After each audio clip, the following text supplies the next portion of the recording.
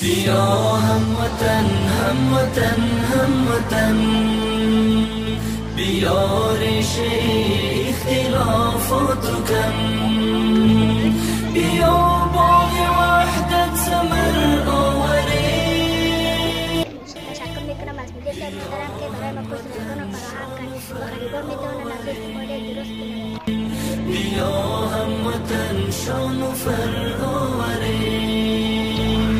اگر تاجیک و پشتون و ازبکی این جالب ماجبی فرزند محمد رحیم شاگردان کورس بیان فخر افغان از مدیر صاحب محترم تشکر میکنم که ما را کورس رایگان دست دهد. چو آمیخته خون در رگ و در تنی،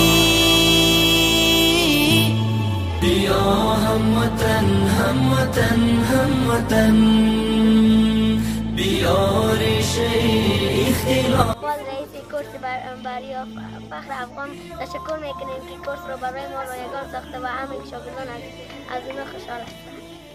بسم الله الرحمن الرحیم. اینجا برای فرزند محمد هاشم شاگردان کورس برای فخر افغان می باشم و از مدیر صاحب محترم تشکر میکنم که کورس رایگان رو برای ما فراهم کرد.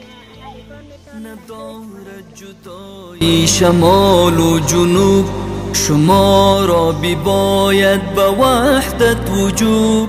به عز و جلالی نیاکانتان، به آن گوهری پاکی ایمانتان.